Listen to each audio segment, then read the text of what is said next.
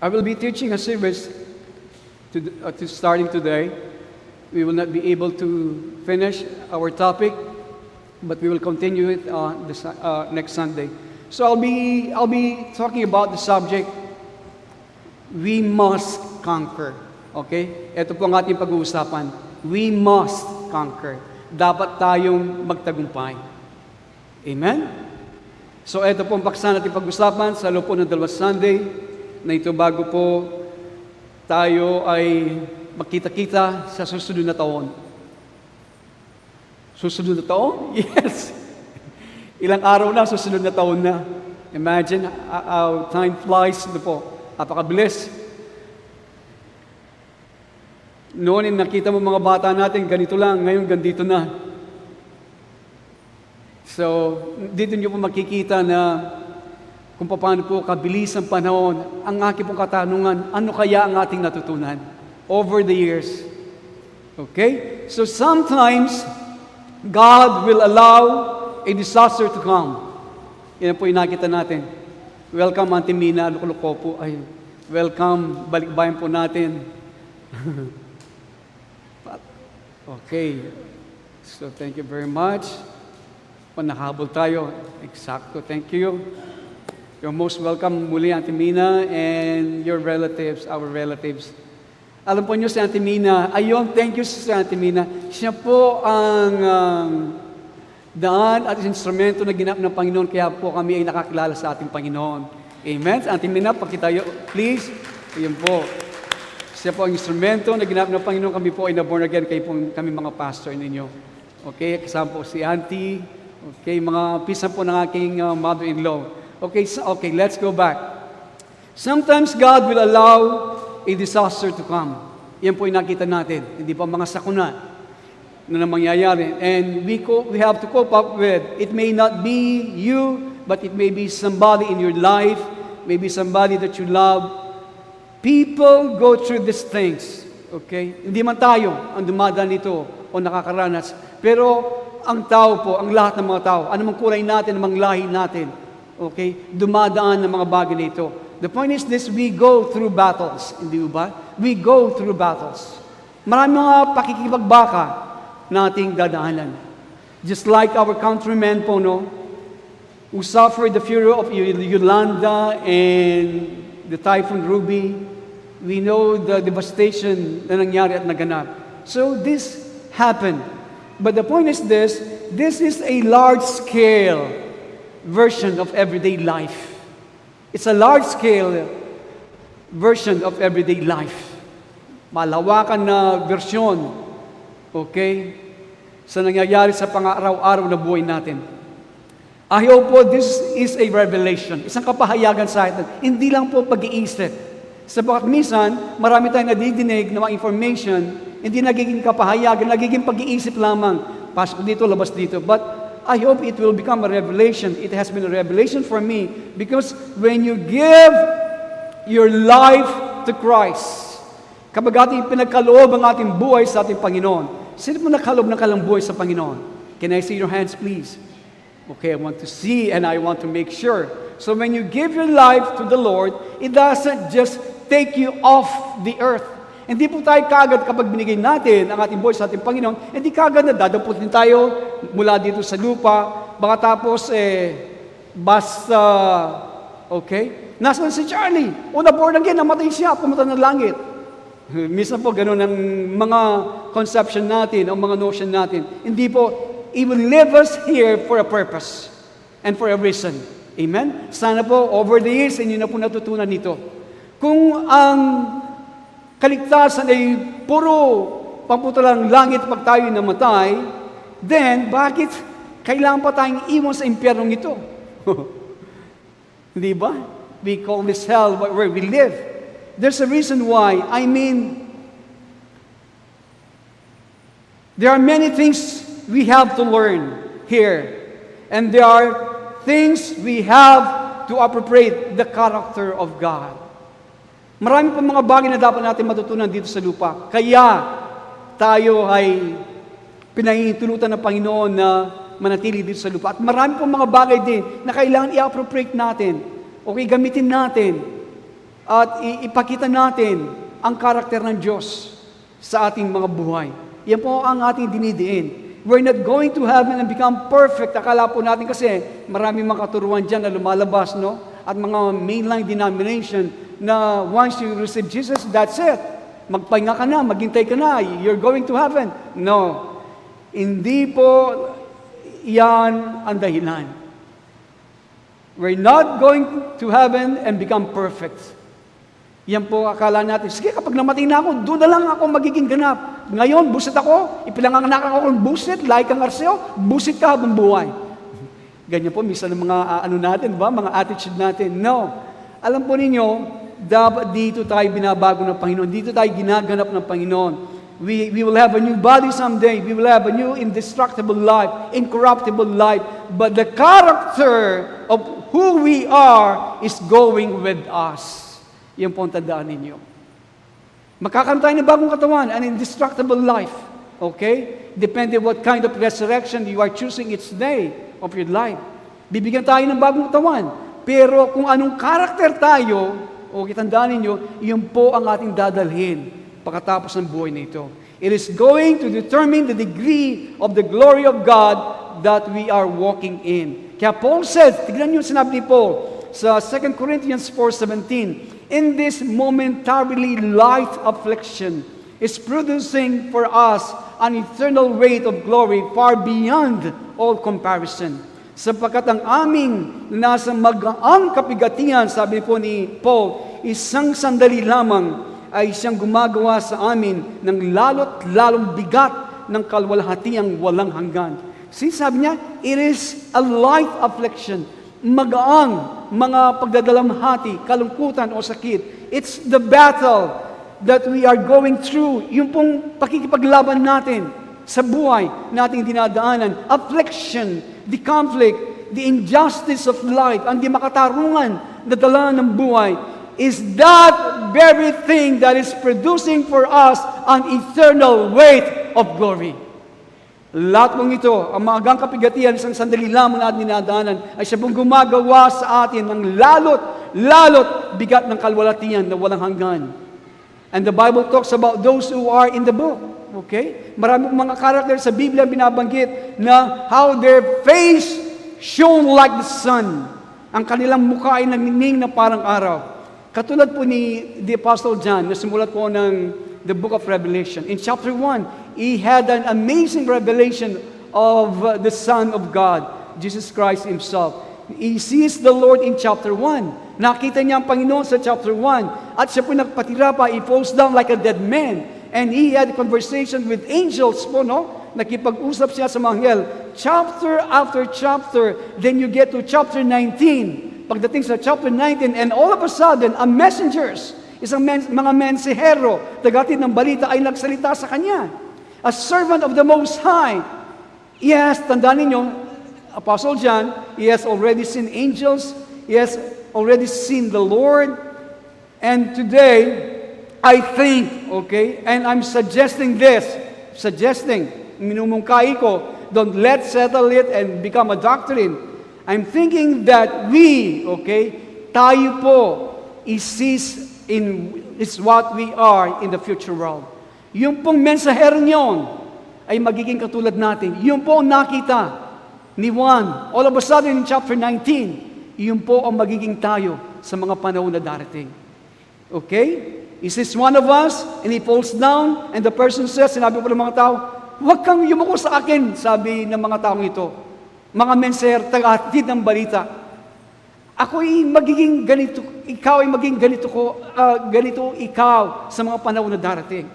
So, do you understand what I'm saying? So the point is this, whether you believe that or not, hindi po siya, okay, hindi siya sumamba sa mga anghel, he only bowed before the Lord, and he had a vivid impression in his mind who the Son of God is, and there's nobody in heaven that looks like Him except the resurrected people of God. Hindi ba? Walang katulad ng Panginoon na anyo, maliban yung mga taong binuhay na maguli ng Panginoon sa mga panahon na darating. Who are fashioned in His nature, eternal weight of glory. Now, but, saying this, but if we are not overcoming. Kung hindi tayo nagtatagumpay. Listen, if we're not winning the challenges with faith, kung hindi natin pinagtatagumpayan ang mga hamon sa pamagitan ng pananampalataya, if we're not getting up after we have been knocked down, kung hindi po tayo bumabangon kapag tayong sinuntok ni Pacquiao ng buhay, okay?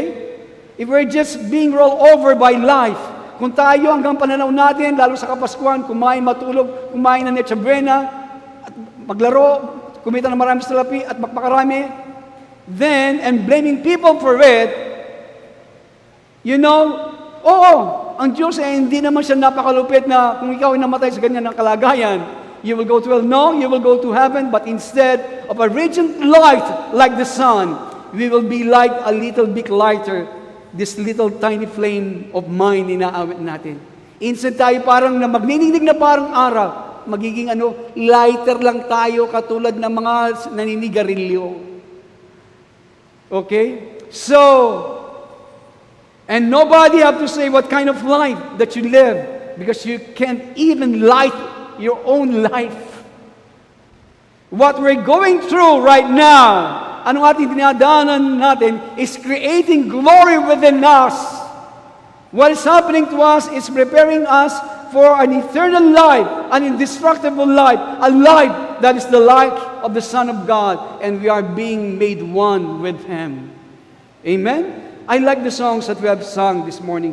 Whether that persons po, there's two people that the Apostle John bows before, na siya po ay nagpatira pa, and they stop him, whether that's a picture of us, but John himself said, in 1 John 3:2, Beloved, it does not yet appear what we shall be like, but we know when He appears, we will be like Him. Yan po sabi ni Juan, mga minamahal, ngayon ay mga anak tayo ng Diyos at hindi pa nahahayag kung magiging tayo. Nalalaman natin na kung siya'y mahayag, tayo magiging katulad niya sapagkat siya'y ating makikitang gaya ng kanyang sarili. See? Yan pong sinabi. My point of all that, okay? Ang aking pong dinidiin, para sabihin lang, but that between now and whenever that our journey is over, we're gonna have to learn how to fight. Ngayon, sa pagitan po ngayon, hanggang sa tayo tawagan ng Panginoon, ang nais kong idiin sa inyo, tayo po'y matutong makipagbaka. Lumaban. We're gonna have to know how to fight. Paano makibaka? What to fight? Ano ang pakipagbaka? How to endure? Paano magtiis? How to persevere? Paano po magtiyaga? Sa Tagalog, persevering, alam niyo po, the word persevering is like one of the least friendly word na minsan ay kong gamitin. But I don't like this word. It has the word severe. No? Sa Tagalog po, wala yung severe. Matindi, minsan, sinasabi, napakatindi. So, persevere. This word does not sometimes encourage me, but it's good to know it. Okay, yung word na persevering, it's good to know it. Napakainam na malaman po natin at ang kaulugan nito. But it's good to know that this is, yung pong perseverance is the perseverance of the saints. Ito po ang pagtitiyaga ng mga binanal. Now, it's good to know, okay, that ang buhay natin Kristiyano, it is not just about goosebumps, okay? Kasi tayo mga charismatic Pentecostal, kapag hindi ka nangingilabot, walang presensya ng Panginoon. Di ba? It is not only goosebumps. It's not little Bible study in the morning, but it's about real enemies who actually really wants to kill me and you. Meron tayong totoong kaaway at ang kanyang intensyon ay nais kang patayin at puksain. Remember that. Hindi ito katulad ng isang laro or play sa isang teatro, minsan may ligtas sa teatro, no? Minsan meron siyang karakter na parang demonyo. Okay? At makatapos ng kanyang play, ginawa ko lamang yon. Hindi naman talaga siya masama ang demonyo. Minsan po, yan ang pananaw ng marami. At the end of the day, ganyan lang Yan ang gawa niya No! The devil really just wants to destroy us. Yun ang kanyang gustong gawin. buksayin, pinsalain tayo. There's really a devil, and he really wants to kill us. He really does want to take our life. Kunin! Kung kaya niya, ang ating mga buhay, our goal, our destiny, ang ating hangganan, ang ating kainatnan, ang nais pinapabot ng Panginoon sa atin, and He wants to use us in our failure as an insult to the Lord. At nais gustong gawin, gamitin ang ating mga pagkukulang, mga pagkakamali, ang ating mga kabiguan para bigyan ng insulto ang Diyos na ating minamahal higit pa sa ating buhay. We know you cannot insult God. You cannot. Hindi mo pwedeng insulto yung Panginoon, but He can defile us. Pwede niya tayong dungisan in that way, and somehow it hurts the Lord some way. So the best thing that we can give glory to God, magbigay ng kalwalatian at maganap ang kanyang layon sa ating mga buhay, is to be an overcomer on earth. Maging mananagumpay kay Kristo dito sa lupa. And all the promises in the book, tignan po ninyo, all the promises in the book start with and are given to Him who overcome. Lahat po nagpapasimbula, no? Ang lahat ng mga bagay, mga pangako sa librong ito ay sa mga mananagumpay. Hindi lang yung naniniwala, kundi sa mga nagtatagumpay. Now, the idea of overcoming means, yung idea, no, na, ano, Pastor, overcoming, you must overcome. Ano ba yun? The idea of overcoming means there's something in front of us that we have to find a way to conquer. Meron man nasa bagay, nasa ating harapan, and I don't know what it is, a situation, a relationship within us, okay? Mga attitudes at mga ugali, we must find a way sa tulong at patnubay ng Espiritu kung paano natin pagtagumpayan ang mga bagay nito. Conquer, pagtagumpayan. And some of us are thinking, ganito siguro iniisip, Pastor, ganyan naman ang mensahe mo, napakatigas. I'm just a simple housewife. I'm just a simple housewife. I'm not good. Hindi ako mabuti sa conquering stuff na yan. Hindi ako mabuti sa sinasabing mga nanagumpay. I don't like to raise my voice. Ayaw ko itaas ang aking tinig. Oh, housewife lang ako. Tanungin niyo yung mga anak kung hindi tumataas ang tinig natin. Tanungin niyo mga asawa ninyo, dear, puro ganun lang ba? Husband and wife. Mga anak ninyo, mga manugang ninyo, mga biyela ninyo. Hindi ako nagtataas ng tinig. I don't like the conquering stuff. We're all called to overcome. Amen? Tayong lahat ay tinawag para maging mananagumpay. We're all called to be an overcomers, and if we're called to be an overcomers of that unique thing that is set in front of us. Okay, tilang tayong maging mananagumpay, kaya lang, kailangan magtagumpay tayo sa mga bagay inilagay sa harapan natin, Panginoon. Yung bukod tanging dapat magtagumpayan natin. Okay? Na inilagay ng Panginoon sa atin. Now, nobody could fight your fight for you. And this is a fight we have to win. Yung po mga bukod tangi, yung unique mga bagay na dapat na pagtagumpay. So, do you believe that your life has been designed? Your life has been designed. And each of you has been designed a unique thing to overcome. Take note of that. At walang pwedeng magtagumpay at pwedeng magnanagumpay ka sa bagay na yan. Hindi mo pwedeng sabihin sa asawa mo, pwede bang pakipagbaka mo na lang ako sa aking bagay na nasa aking harapan? Hindi mo pwede sabihin yan. O yung anak mo, yung pastor mo, ikaw na dinesign ng Panginoon, a unique thing in front of you that you have to overcome. Take note of that. Hindi alam niya na marami, ang pagiging Kristiyano, hindi gaya-gaya. Sabagat ang Diyos, He has designed your life. Take note of that. He has designed your life. And He has designed a purpose. He will set things in front of you that the unique thing, yung bukod tangi ikaw lamang. And you have to win that. You remember that, what the apostle wrote. Paul writes then and he says, at the end of his life, and everything's coming to the end, di ba? You know, you remember that? Are you familiar? Na sinasabi niya sa 2 Timothy 4:7, I have fought a good fight of faith, I kept the faith. Sabi niya, ako'y nakipagbaka ako ng mabuting pakipagbaka. Sabi niya, natapos ko na ang aking takbo. Iningatan ko ang pananampalataya. See, at the end of his life, ito kanya sinasabi, and think about Paul's life. Pag-isipan po natin, basahin ninyo ang buhay ni San Pablo. Halos sumulat sa Bagong Tipan. And look what this man experienced times and times again, beaten times without number. Siya po pinapapalo. Many stripes, slander, paninirang puri, he has been attacked, stone.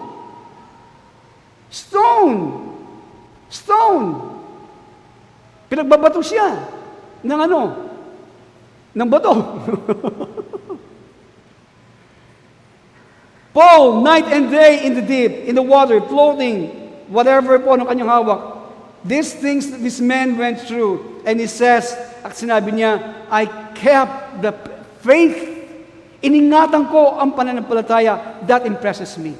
Amen? Wala pa tayo doon. Everything that the enemy threw at this man, napakaraming mga bagay na tinapon sa kanya. And he kept his heart soft.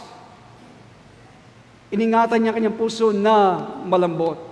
Everything he went through when he was slandered. Lahat ng mga bagay ng kanyang dinahan nung siya sira ng puri. Alam po ninyo, I hate being slandered. Kinasus ko lang pong sinisira ako ng puri. Kinakain ka, they're bad-mouthing against you at your back. Ay, ang ganda mo, ang ganda. Pagkatapos, sinisirahan ka. Napakaramang Kristiyano at pastor, minsan nakakausap gano'n. Okay? But, you know what? I need to be slandered. Though I hate to be slandered, I need to be slandered.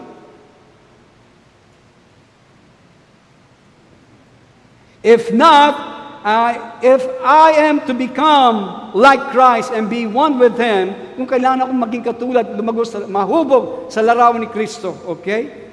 At makipag-isa sa Kanya, there's a dimension, listen, there's a dimension, a department in Christ's nature that allows persecution. Meron pong isang sukat or dimension o mga departamento, okay? Sa likas ni Kristo na kailangan dumanta kayo ng pag-uusig.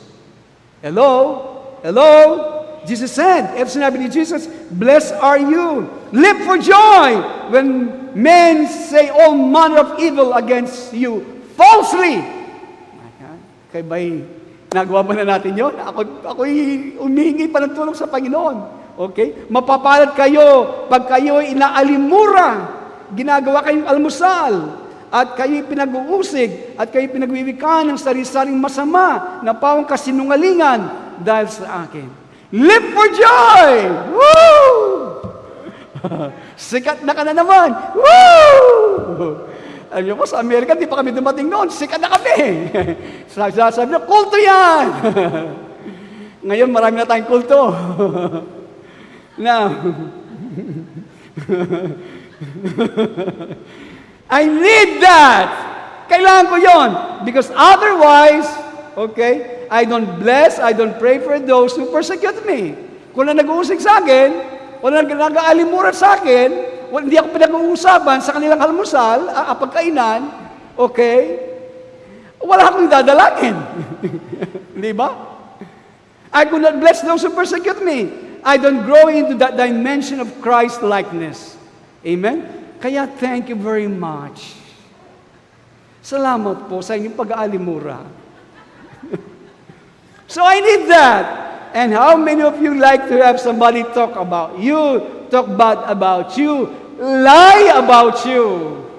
Kaya itong taong buri kong bagyong Yolanda Dugpay, yung buntok na tubo po yung buwak na, Lord. Udas! Sino bang gusto na?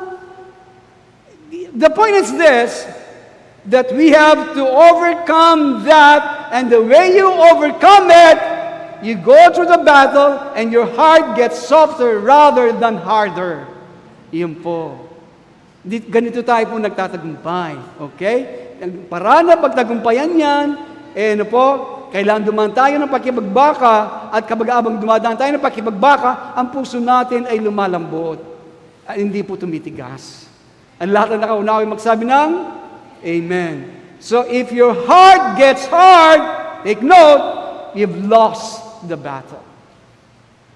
Amen? Kapag tumigas ang ating puso, kaya bantayin natin because it comes all the issues of life. Amen? You've lost a battle. The battle is over the heart. Tandaan nyo, the battle is over the heart. It's about what we are becoming in the conflicts of life. Take note of that. I will reiterate. It's about what we are becoming in the conflicts of life. Amen? Anong nagiging tayo sa mga labanan ng buhay? And now, how we are dealing with the injustices. Paano tayo makitungo sa mga di makatarungan na mga bagay natin dinadaanan? If we don't take Christ's course, if we don't follow the Christ pattern, and if we will die in that conflict, we will be spiritually be buried in the realm of defeat. Kaya po, kung hindi natin gagawin yan, hindi po natin kukunin ang daan na nais ni Kristo natin tahakin, kundi natin tutularan si Kristo, okay? At ay mamatay, sa labanan na yan, tayo po ay mababangon sa kariyan ng pagkatalo or defeat. At balang araw, pagtunog ng huling trompeta or when resurrection comes, ibabangon tayo at tayo hatulan. Ito po, alternately, ito mangyayari sa atin. We will be accused sa pagbangon mo ng iyong katawan, tatanggap ka ng bagong katawan, alam mo ng isip mo, nag-a-accuse ka. Okay? Nagsusumbat ka. O depending on ourselves for why we are. Ako, depende sa ating sarili kung ano ang nahubog sa iyo. So why we are only little lighter in the realm of stars that are brighter than the sun. Ba't ganito lang ang ilaw mo? Sa kariyan kung saan nagniningning ang makatabi mo na parang araw sa kariyan at larangan ng mga bituin, mas maliwanag pa sa mga araw natin nakikita. You see what I mean po? Nakikita niyo yung ibig sabihin? It all works for good. Lahat ng mga bagay gumagawa sa ating kabubuti. That all is creating in us. Tandaan niyo, ang Kristyanismo dito nagpapasimula. All creating in us. And if you look at the promises of God and the way the Lord does things, tignan po ninyo ang mga pangako ng Panginoon at kung paano magitong Panginoon. And I love the Old Testament. How the Old Testament present things. Tignan po natin, no? Every time God gave a promise in the Old Testament, every time God gave a promise, He also gave a battle. Okay? Kapag sinabigyan ng mga pangako, kakambal noon ay pakikipagbaka. Okay? He says to Israel, ito sinabi niya sa bansang Israel, is the promised land. Etong lupang pangako ibinigay ko sa inyo, sa kanyang mga ninuno at sa kanilang mga anak. And then, sinabi niya sa footnotes, merong mga higanti doon, di ba? At merong mga tao nandoon na hindi nakahanda sa inyong pagpasok, okay? Kaya, you have to conquer them. You have to dispossess them. You have to go in and take the land that I'm giving you. Yan ang sinabi ng Panginoon sa kanila. Magpasok kayo. Bawian ninyo. Ang kinin ninyo, ang lupain na ito na binibigay ko sa inyo. That's why it was called the Promised Land. Okay? It was a land of promise.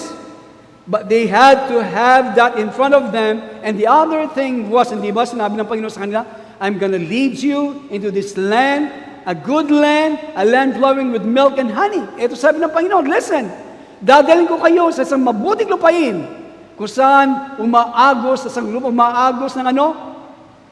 Ng gatas at pulot-pukyutan. Masgana. So, iyon ang sinabi ng Panginoon. Pero, ayun, ipinangako ng Panginoon.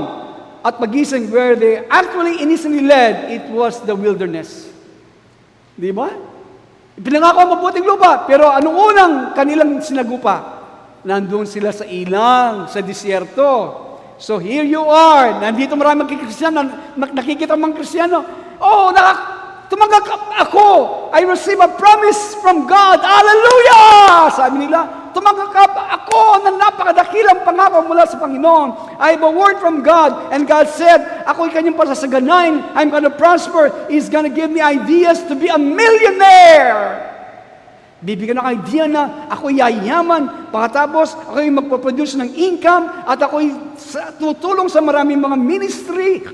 So on and so forth sa buong sanglibutan. Ang aking pangalan ay nandiyan sa pahayagan. So on and so on. Hindi po, dinagdagan ko na lang yun. Okay? But what happened? Okay? The next thing you know, you have God, you get this promise of prosperity. 2 weeks later, hindi tayo makabayad ng kuryente, ng tubig. Yung utang natin, kumakatok na. Hindi tayo makatulog. Hello? Am I talking to anybody here or just me? Hello? We go through these things. And the world that leads us into immediately the opposite of what we were expecting. Kabaligtaran sa ating inaasahan.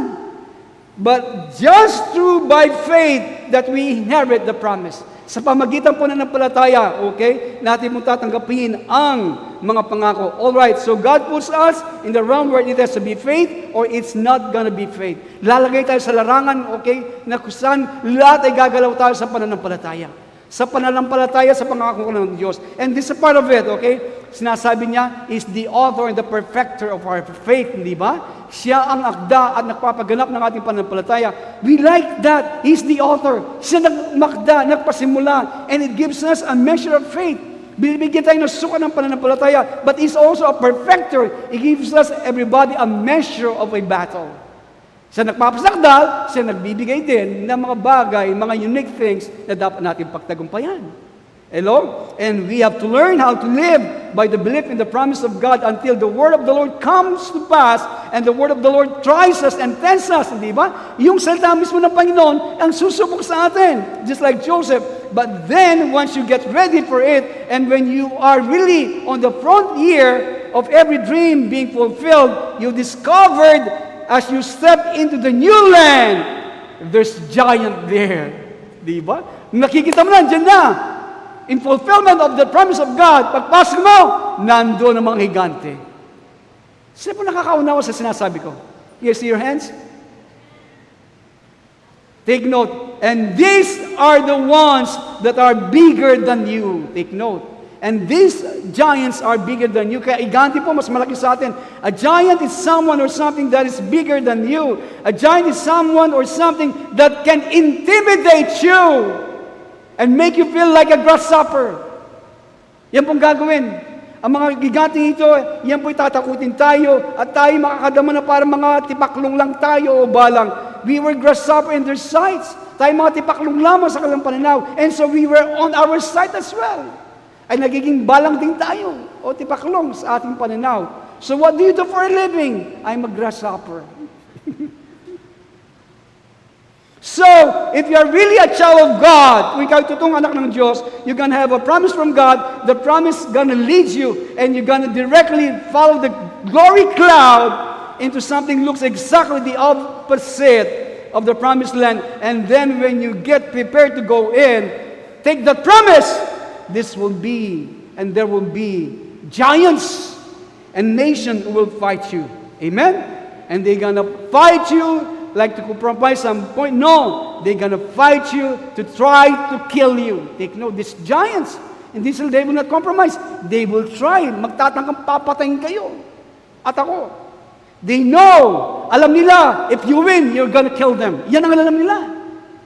Kung alam nila, they will fight you to the death. If you will win, you will kill them. So we have to have this in our mind. Remember, the promises of God that change the world are things you have to fight for. Tandaan po yun. Now, Revelation 12. Okay, just quickly. Okay? Revelation 12. Let me give you a backdrop, okay, of this chapter. And you are familiar with this story po. Familiar na po tayo dito. There's a woman, she's clothed with the sun. Okay? Flashlight. The moon is under her feet. She got a crown of 12 stars and labored to give birth. And she gives birth to a man child, to give birth to a baby. And And as she gives birth, ito po, this great dragon waiting for her to give birth, and he tries to swallow up this baby, and that is to rule the nations, and that baby that is to rule the nations called up to God in His throne. So ito po, no? Now, I mentioned this, Revelation 12, meron pong dito na isang babae, talks about the church, nararamdam ng araw at buwan, at nasa ilalim ng kanyang mga paa, okay? Siya po nagdadalang tao at siya sumisigaw, nagdaramdam sa panganganak, at isang malaking dragon po, mapula, sa harapan ng babaeng manganganak na upang lamunin ang kanyang anak sa pagkapanganak niya. Okay? At sinanganak ng isang anak na lalaki, na mag-ahari, na may paghampas na bakal sa lahat ng mga bansa. Now, I have said this, listen, bear with me. That's the pattern, it's pretty much the way everything starts in the Lord. Yun po. Isa pong padron yan kung paano po ang lahat ng mga bagay ay nagpapasimula sa Diyos. Okay? Ang babaeng ito, buntis, nanganak na lalaki, it talks about the church. Okay? Now, ito bang gusto kong idein. A woman refers to that process of birth. Ang babae, nasa proseso mo siya ng pagsilang ng isang anak na lalaki. Ito po'y katulad ng isang pangako na ibinigay ng Diyos sa inyo. And I don't know what are the promises the Lord has given you. Okay? Are you there? Are you still there? Okay, now, it incubates. Yung mga pangakong yun, okay? Kung ang babae, nabuntis siya, it incubates, gestates, and then finally, it gives birth, and the things that God births in us are small when they are born, di ba? Merong inano sa atin, isinilang. Anong may silang yan, mailabas, maraming proseso, dinaanan sa atin. Nung lumabas po yan, malit lang. Hindi naman kagad na may ipin yan na tumatakbo na. Hello? So, they're not in full stature. When you get a dream from the Lord, you know what is smaller than a dream? God gives you a dream. What is smaller than a dream? Nothing. It's not even a seed yet. It is just a thought. So God gives you a dream about something, and when it emerges as an idea and starts to take definition as a plan, it's still very vulnerable. So you don't know what will help you to succeed. So there's a spirit, no? Hindi mo alam kung paano yung pangakong yan. It starts so small. Katulad ng babae, no? Sa kanyang panganganak. So, listen to this. At hindi mo alam kung paano magtatagumpay at makakaroon ng katuparan ang panaginip na ito na ibinigay ng Panginoon sa iyo. So, there's a spirit, this enemy that want to devour that which is being born in your life. Parang naghihintay yung mapulang dragon na ilabas yung male child na yan para lamunin, ganoon po sa inyong mga panaginip. Hindi ko lamang ano yung panaginip, no? Huwag lang po si Jong Yu, panaginip ko magiging asawa ko siya. Huwag lang yun. I don't know na magbibigay ng kalwalatian sa Diyos. Nandiyan ba kayo? Napakatahimik niyo. Mahirap po nagsasalita dito mag-isa. Salamat may nakikinig sa internet. I'm just kidding. Now, habang ito'y ginagawa ng Panginoon, ang kaaway naman, merong spirito. The enemy want to devour that. Kainin, lamunin. And the name, itong pangalan ng spirito ito, the name of the spirit is the accuser of the brethren. Yan po. Ang spirito ito na gusto lumabon sa inyong panaginip, ito. Nandiyan ba kayo? Iyon pong tagapagbintang, mga nagpaparatang, yung tagasumbong, na espiritu sa mga kapatid, sabi, accuser, tagabintang, tagaparatang, ikaw kasi! Yan. Alam po ninyo, this is accusing spirit na pumupunta sa harapan ng Diyos. Yan, tignan mo, ang paborito mo. Anong ginawa niya? See? Now, and this is accusing spirit emerges, lilitaw yan sa ating sanglibutan, etong gagawin niya. With the list of everything that is wrong with us. Para pong kabrador ng wedding yan, napakahaba, mga listahan. Lahat ng mga pagkakamali nyo nandoon. Ayan, ma-accusing Nagpaparatang yan. O, nagbago na pala yan. O, nagganito yan. Ganun po, lahat. Nakalista po yan.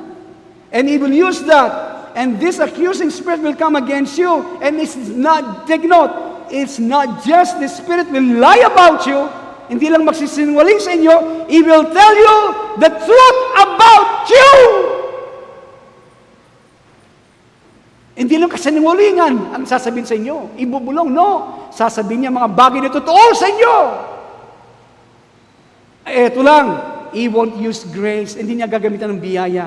He won't have a covering love. No, kapag ikaw kasi nagsasalita ng katotohanan, minsan si secret love is better, di ba? Ano ba? Secret love is better than?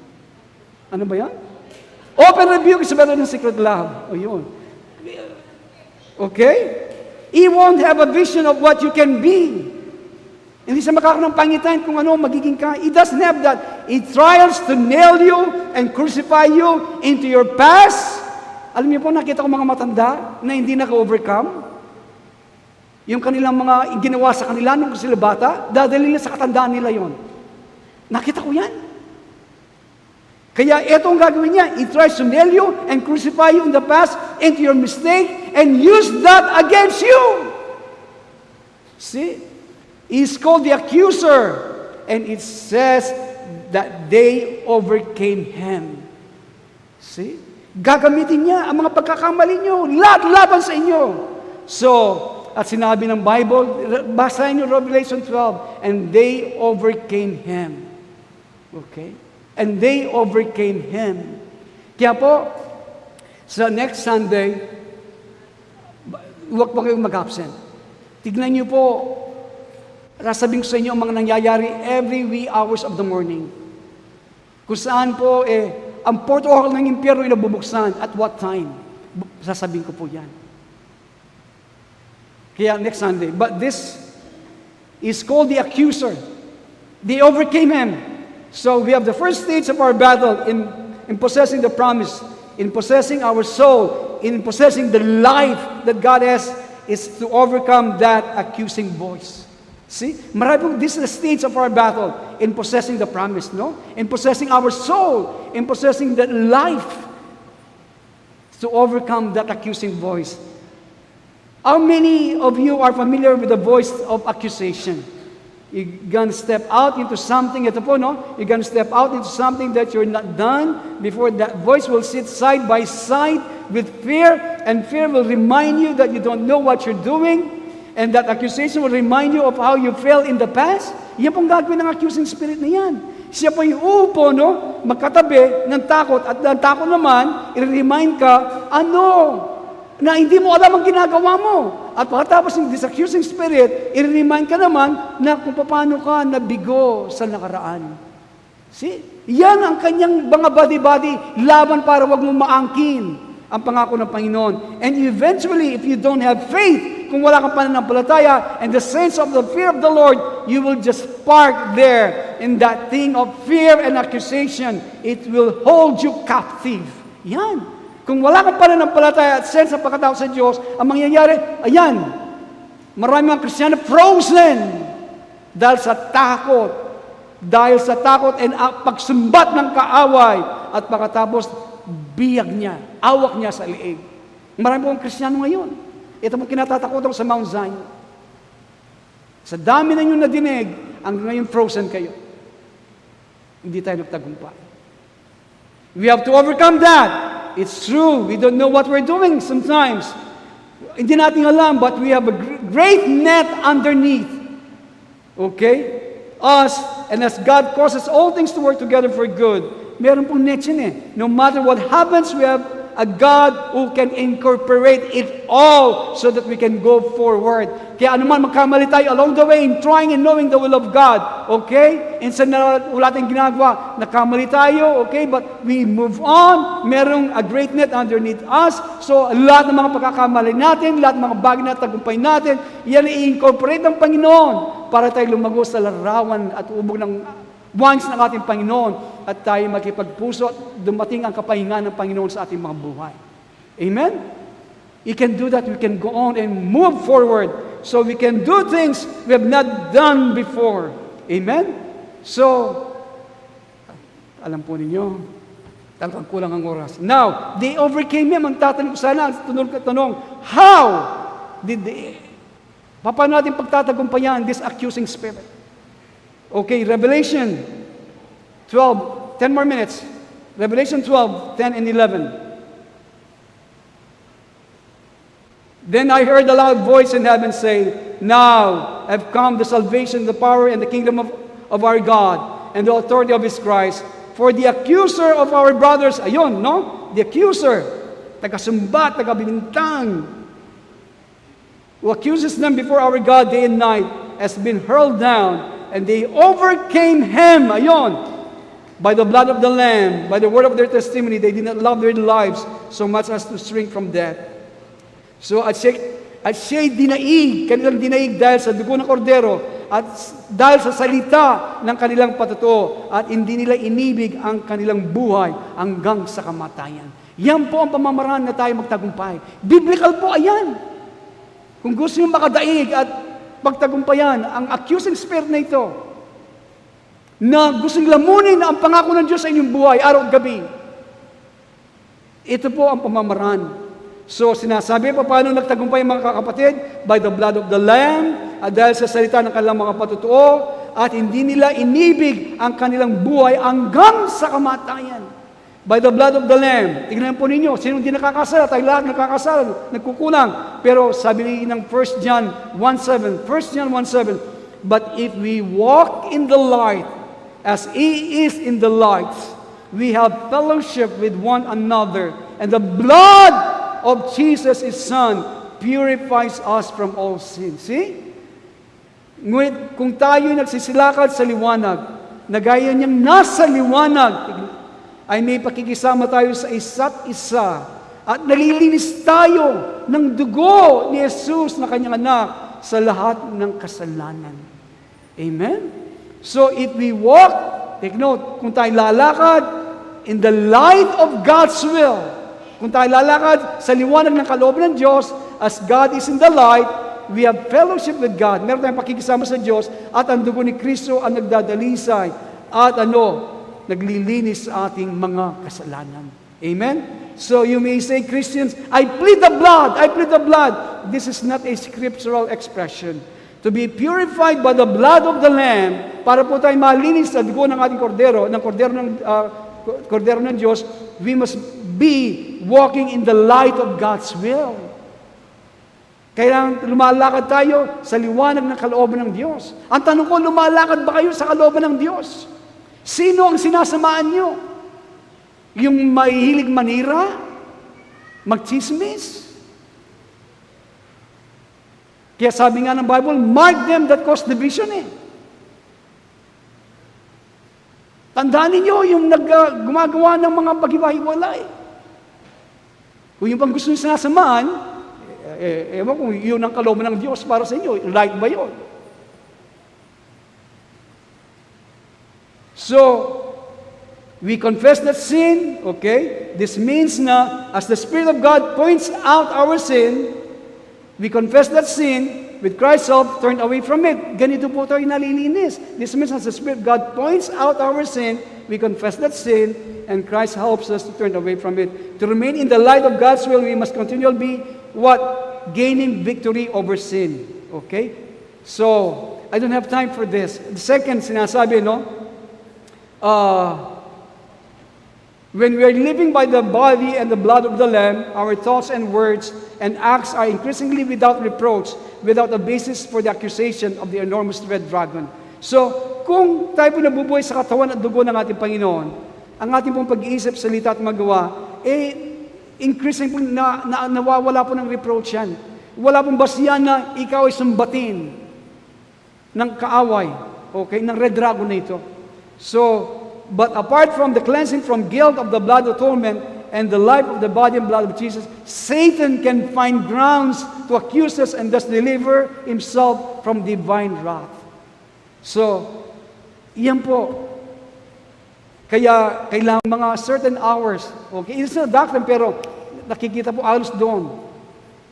Kaya sa next Sunday, very important po ang message. Now, by the word of their testimony, at dahil sa salita ng kanilang patutuo, we overcome the accuser when we obey God no matter what circumstances we are placed in. So, pinagtatagumpayan po natin ang kaaway by the word of ng ating mga patutuo, okay? Kung ano man circumstance na meron tayo, when everything goes wrong in our life, hindi natin dinadalangin po, no? Puro mali na lamang, no. God's a balanced God, okay? He knows when to send rain and to send the blessings in our life.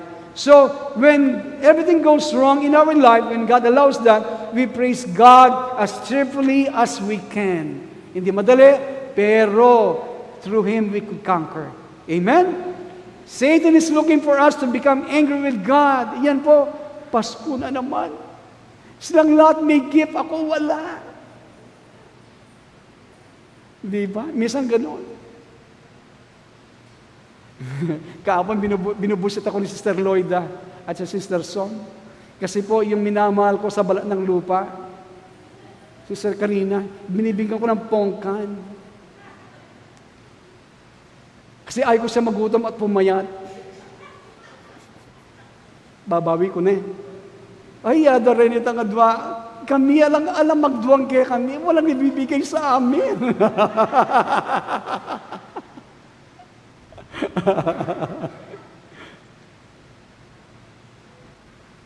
Sa Kapaskuhan na ito, anuman ang tagapin nyo, wala kayong tagapin, be cheerful! Baka, Pasko, wala nagbibigay sa akin. Ayon, tumatawang kaaway sa inyo. Amen? Satan is looking for us to become angry with God. Hindi ko maintindihan.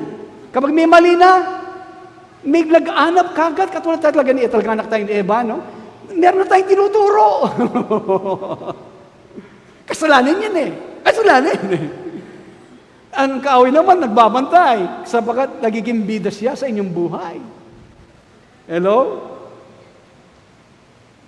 When instead we place our trust in God to deliver us from trouble and pain, we overcome the accuser. Amen? Ganito po tayo nagtatagumpay, taga-sumbong na magkakapatid. Okay? Ano mo sitwasyon nilagay tayo ng Panginoon? Naandun ang pananampalataya, pumapalakpak ka. Breakfast yan pala, talagang burikla yan eh. Ako mo mahilig kayo eh. Migluto ka. Ako ata nagmumukhang baliw dito eh. So God's ways often are inscrutable, mysterious, not understandable. We have to trust. We have to overcome the accuser when we accept God's dealing with us. When we become mature, we are able to walk in the consuming fire one step at a time.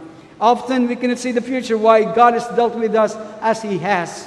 But we learn to cheerfully accept today's manna and trust God for tomorrow. Amen? Now, this is how we overcome the accuser. Our testimony remains bright and confident. It is true that we do not have much of understanding of what is happening to us. Okay? So, ano pa? Third way to overcome the enemy, the accuser. They did not love their lives to the point of death. Ayun.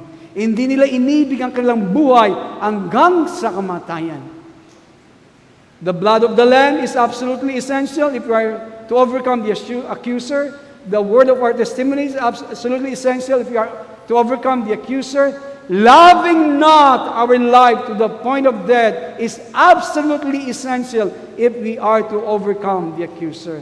And this may be the most difficult aspect for us to lay hold of it. Itong pinakamahirap, ito pwedeng ang kinit paghawakan. But, it is the key to overthrow of Satan. Ito po susi na pwedeng pagtagumpayan natin si Satanas. Remember, tandaan ninyo, how some of the stars of heaven were cast down because of rebellion. Hindi ba? Yung mga bituin ng Panginoon sa langit, sila po ibinaksak dito sa lupa dahil po sa pag-imaksi. That is because they love their own life. When there's rebellion in your life, you love your own life. So, kaya sabi ng Bible, obedience is better than sacrifice. If there's rebellion, that means you love your own life. At yan ang nagpabaksak sa ating kaaway. In any form, manner, shape, or form na dumating ang rebellion na ito. Minsan, sweet revenge pa, nadidinig ko. Sweet revenge. May sweet ba revenge pa? We absolutely must, as did the Apostle Paul, live, ito po, no? Ito po, we absolutely must, as did the Apostle Paul, live as one crucified, in which the life that is lived is the life of Jesus Christ. Apart from this, Satan cannot be overcome. Tandaan ninyo, we must live as the Apostle Paul lived. He lived as one crucified, in which the life that is lived is the life of Jesus Christ. Tayo napako kasama ni Kristo. Hindi na ako nabubuhay ngayon, kundi sila nabubuhay sa akin. Apart from this, you cannot overcome Satan. It is a vain to rebuke demons. Rebuke ka na rebuke kay demons. Demons must be resisted, okay? And this is possible only as we are living by the life of Jesus Christ. Sa degree ng inyong obedience. Rebuke ka naman, rebuke. Lumabas naman ang pestisyon mo. May na ako mag-review ka, Pastor. Mag-review ka sila para ang pestisyon mo. Okay? Walang mangyayari.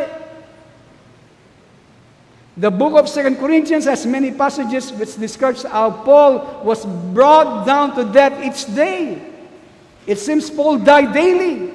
Si Pablo namamatay araw-araw. Pero Paul was resurrected daily as well. Death and life. Death and life. Death and life! Kamatayan at buhay ang nangyayari sa kanya araw-araw. I've been a Christian for many years and I've been exposed to various Christian ministries.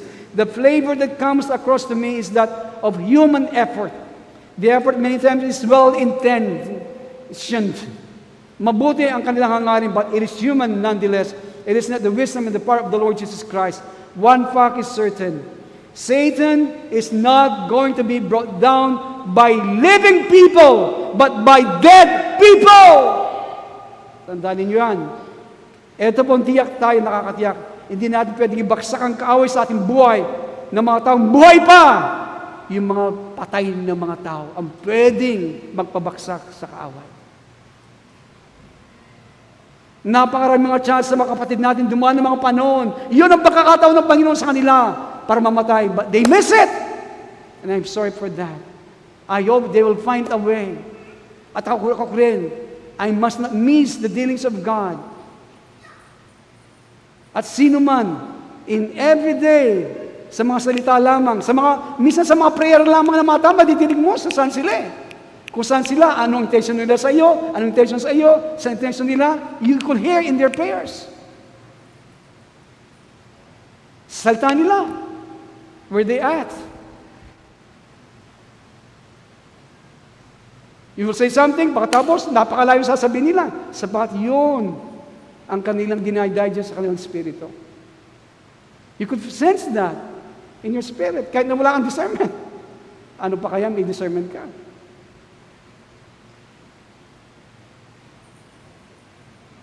Satan laughs at our religious antics, even when we surround an afflicted individual, have a Jericho march, singing or yelling in tongues all the while, okay? We can rebuke Satan all afternoon and the demons will enjoy the attention being given to them. Okay? Yan pang gagawin. Paikutan pa natin, mag-Jericho march pa tayo sa isang taong inaalila ng demonyo. Okay? Rebuke na tayong rebuke. At nag-enjoy pang kaaway sapagkat nabibigyan siya ng attention. But when a believer set aside his own life that he might live by the life of Jesus, submitting to the crucifixion that God sends and may have Satan carry out, it is then hell trembles. Yun lang. Doon nanginginig ang kaaway.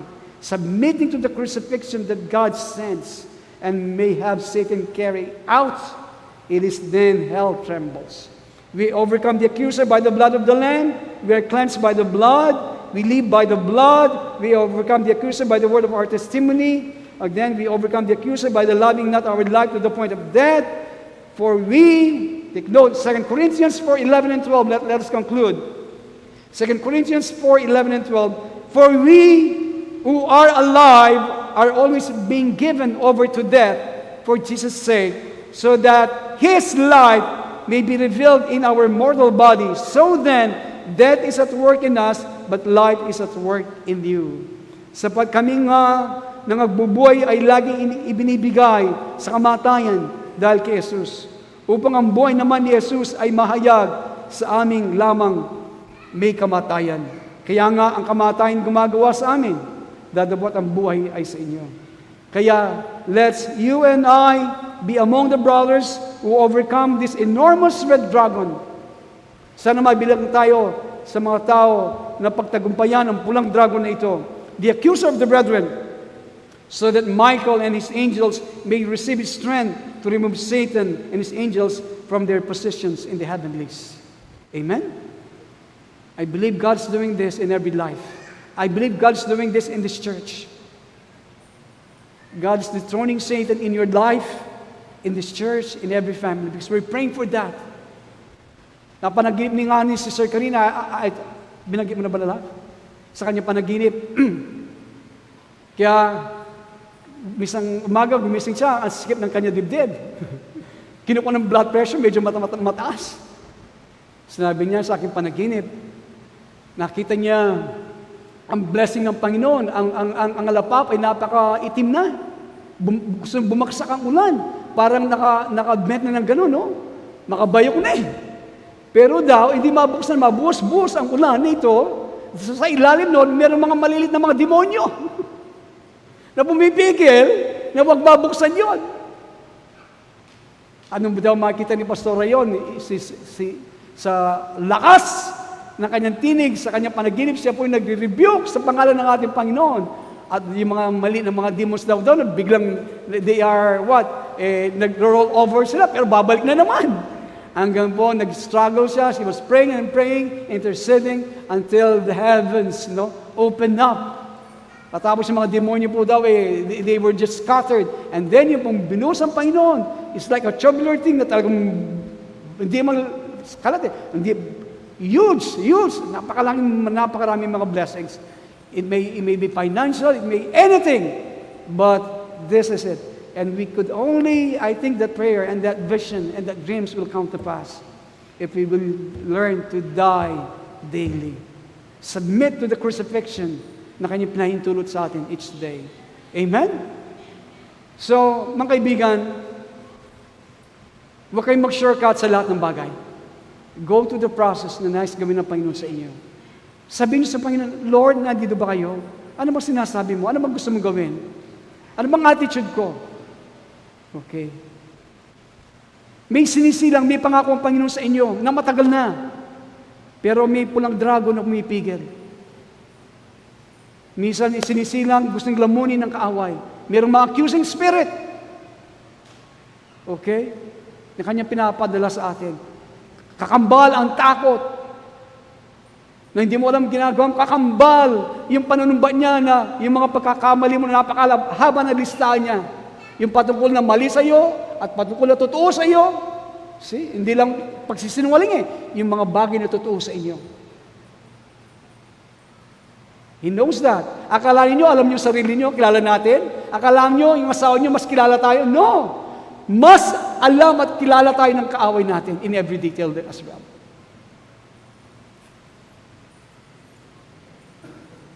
Okay? But they overcame him. Paano sila nagtagumpay? Number 1, by the blood of the Lamb, by the word of their testimony, and by loving not their life unto death. Hindi nila minahal ang kanilang buhay hanggang kamatayan.